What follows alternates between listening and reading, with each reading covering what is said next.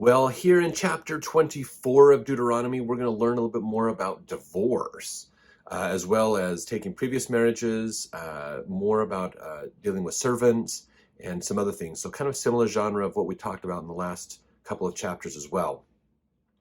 All right, so verse 1, when a man hath taken a wife and married her, and it come to pass that she find no favor in his eyes, because he hath found some uncleanness in her, then let him write her a bill of divorcement and give it in her hand and send her out of his house.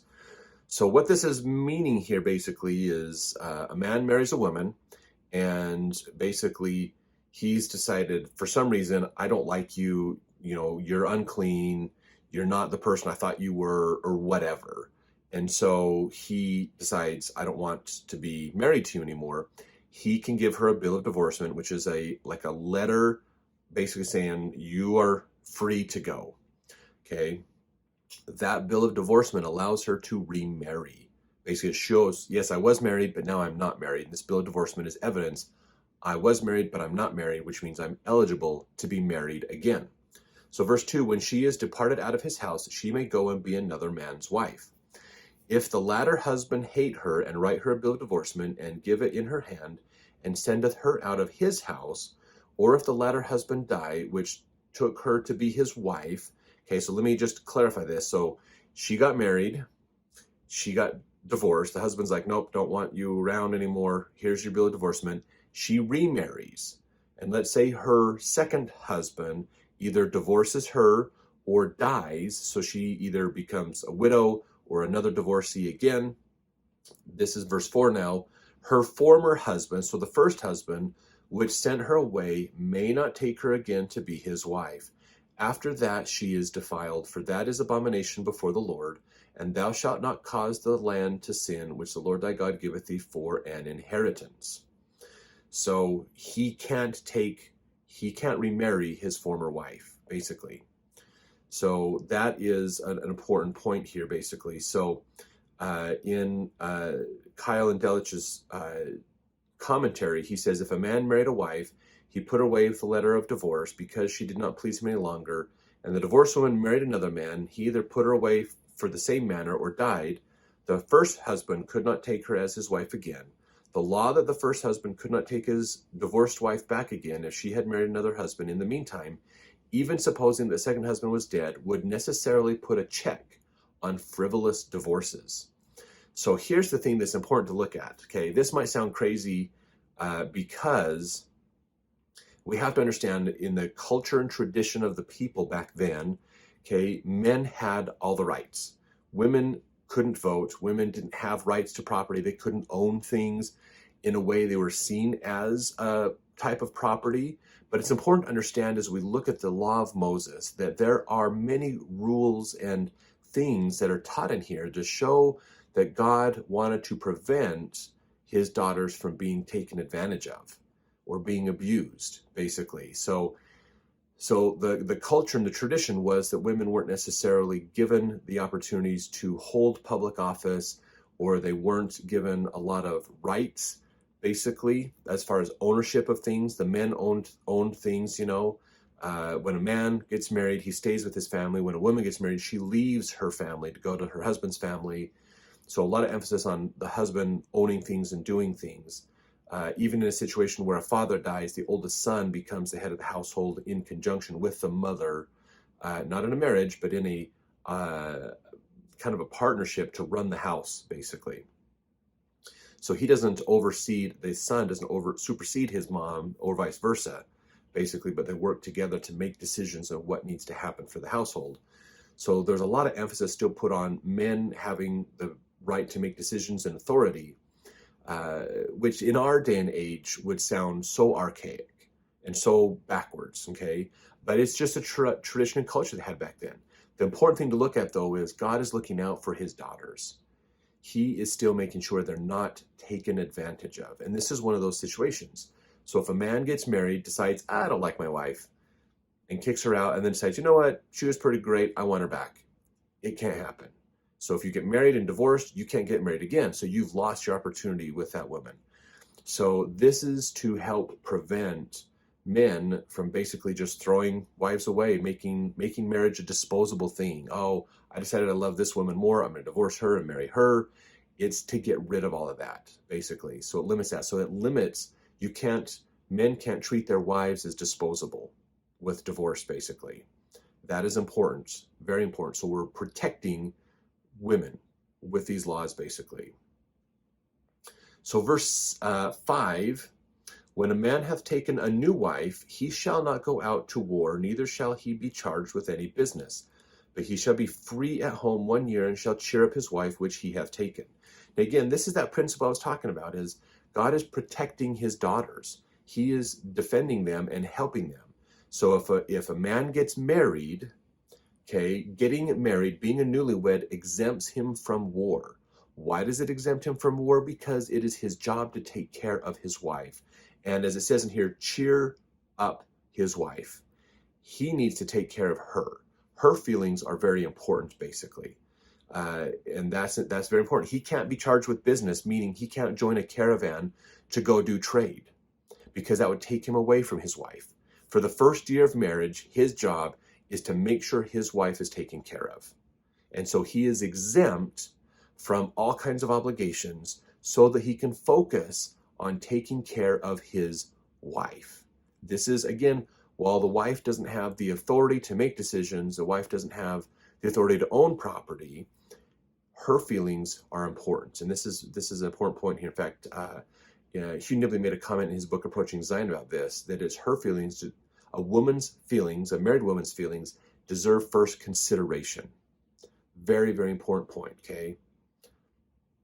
So God is still looking out for his daughters. Very important, because this doesn't always happen with other cultures in the ancient world.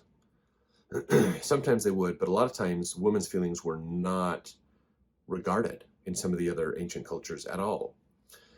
Okay, so verse 6, no man shall take the nether or the upper millstone to pledge, for he taketh a man's life to pledge. So this is again talking about making a pledge, making a promise, using the millstones. You can't, so the millstones, there's a lower millstone and an upper millstone that they come together, and these are big stones. They're flat. Oftentimes they would either just be a flat surface, or sometimes they would actually put lines, carve some lines into the stone, and then as they rotate opposite each other, they would grind the flour, the wheat berries, into a flour. They just beat it to a pulp and just smash it into just like a really light, fine flour. Excuse me. Verse 7, if a man be found stealing any of his brethren of the children of Israel, and maketh merchandise of him, or selleth him, then that thief shall die, and thou shalt put evil away from among you. So theft is bad. You don't deal with theft. You're kicked out of the society, basically, if you steal it, or if you steal people, like slavery, or you basically steal stuff. Now, verse 8, take heed in the plague of leprosy, that thou observe diligently, and do according to all that the priests of the Levites shall teach you, as I commanded them, and ye shall observe to do. Remember what the Lord thy God did unto Miriam by the way, that's Moses' sister, remember, after that ye were come forth out of Egypt. So he's reminding them, remember guys, leprosy is a plague. It's highly infectious if you're not careful. Remember what the Levites were told, the priests were told of what to do to deal with people who have leprosy.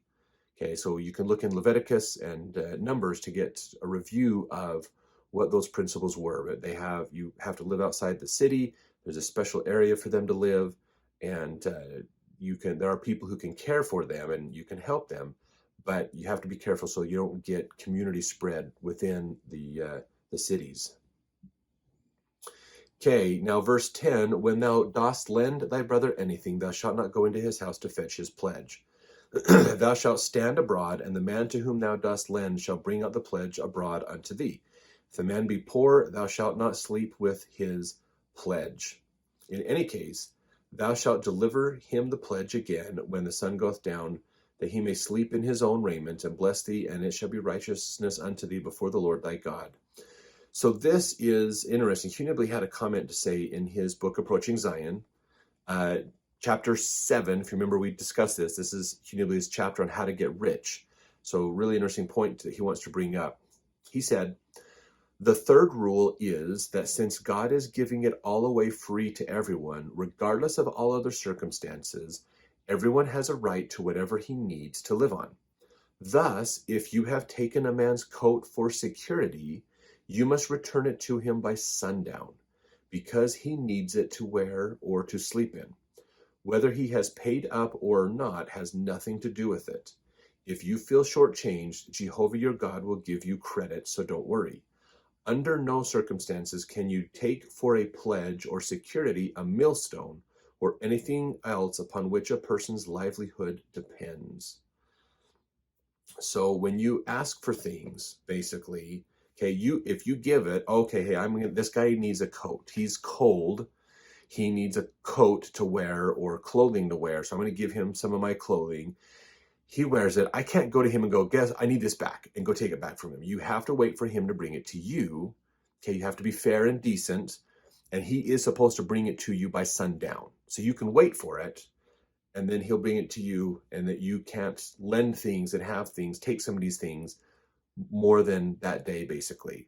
And anything that is used to help a person have a living, you can't take that, basically. Because again, that would negatively impact their life and cause them problems. So you need to realize that we can't take people's livelihood. We can't take things from people that would cause them problems, later on. So you're not, the job of lending and giving to people and giving service isn't about causing a longer term problem for these people. Okay, you have to be, again, the person is more important than the stuff. This is such a principle that comes out in all these scriptures. People are more important than stuff. Do not take advantage of the people. Be supportive and helpful of the people. Don't cause more problems for them, basically. Okay, verse 14, thou shalt not oppress an hired servant that is poor and needy, whether he be of thy brethren or of thy strangers that are in thy land within thy gates. At his day thou shalt give him his hire, neither shall the sun go down upon it, for he is poor, and setteth his heart upon it, lest he cry again against thee unto the Lord, and it be sin unto thee. So talking about, if you have a servant who is poor, you can't oppress them, meaning you can't not pay them, you can't put them down, you can't make it hard for them.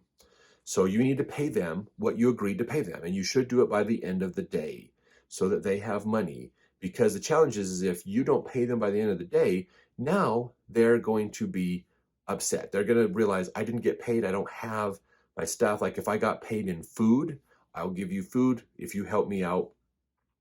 If you don't pay them, he has no food to eat. It sets his heart on those riches. Okay, basically that's what they were talking about here. And in verse 15, it setteth his heart upon it.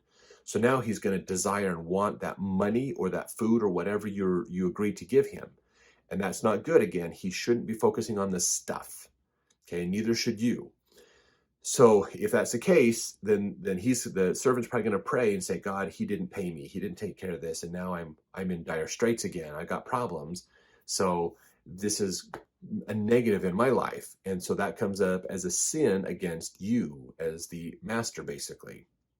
Now, verse 16, the fathers shall not be put to death for the children, neither shall the children be put to death for the fathers. Every man shall be put to death for his own sin. You can't be held responsible for somebody else's sin. Okay, now there's a little bit of an exception here. If you remember, we talked about the adult children who won't keep the commandments and won't follow. If you enable them, you are guilty of the sin. Okay, that doesn't mean you are punished because of their sin. You will become guilty of the sin by enabling them to have sin. So you're not being punished for their sin. You're being punished for your own sin. So this is this is clarifying that. So you, as a parent, cannot be put to death for a sin your child commits, but you can be put to death for your own sin, and enabling your child to sin is a sin. So that's just an important clarification between those two. Okay, verse 17, thou shalt not pervert the judgment of the stranger, nor of the fatherless, nor take a widow's raiment to pledge. So raiment means clothing. You can't take a woman's clothing as a pledge of, I will agree to do this or whatever. But thou shalt remember that thou wast a bondman in Egypt, and the Lord thy God redeemed thee thence. Therefore I command thee to do this thing. Again, Hugh Nibley had a comment about this in his book Approaching Zion. He says, a list of things is given for which people are told they will be cursed. Of the 9 specific crimes, all but one, the worship of graven images, are in the nature of taking advantage of weaker parties. So interesting that you can't, shall not pervert the judgment of the stranger, nor the fatherless, nor take a widow's raiment. So you need to realize that you can't take advantage of people, basically. And this is an important thing. Okay, again, the people are more important than the stuff. Very important. Verse 19, when thou cuttest down thine harvest in thy field, and hast forgotten a sheaf in the field, thou shalt not go again to fetch it. This is what we talked about, and the Savior brings this up in the New Testament. It shall be for the stranger, for the fatherless, and for the widow, that the Lord thy God may bless thee in all the work of thine hands. So again, you go out there, you plow your field, you harvest it, but anything that's left after that first good harvest is left for people who don't have a lot. Okay, this is in that same idea of people are more important than your stuff. Okay, now verse 20, when thou beatest thine olive tree, thou shalt not go over the boughs again. It shall be for the stranger, for the fatherless, and for the widow. When thou gatherest grapes of thy vineyard, thou shalt not glean it afterward. It shall be for the stranger, for the fatherless, and for the widow. Thou shalt remember that thou wast a bondman in the land of Egypt. Therefore I command thee to do this thing. So Hugh Nibley had this to say about this as well. Of course, his book Approaching Zion. Mention of processing olives and grapes brings up the word extortion. The literal meaning of the word is to squeeze the last drop out of a thing. Doctrine and Covenants 59:20. So this is interesting when he's talking about this, is the extortion is basically trying to get everything out of the deal for yourself. Okay, so that's the whole point of this, is realize that we need to be considerate of other people. We need to help them out. We can't take everything, if we take all the money off the table, if we try to squeeze every ounce of profit out of this agreement or whatever, that's bad on us. That's not a good thing. We need to be willing to let people have some of the value of this as well. So if we try to suck all the value out of a person through a contract, that is bad on us. We need to be more willing to help people. So again, people are more important than stuff. This is Zion society, is that people are the priority. Looking after and helping people, not looking after yourself, not looking after your stuff, but looking after people and helping them. That's important to a Zion society. So hopefully this is coming across. We've talked about this a ton. So thanks for watching. We look forward to seeing you in the next chapter as we continue to go over some of these laws that Moses wants to point out to the people.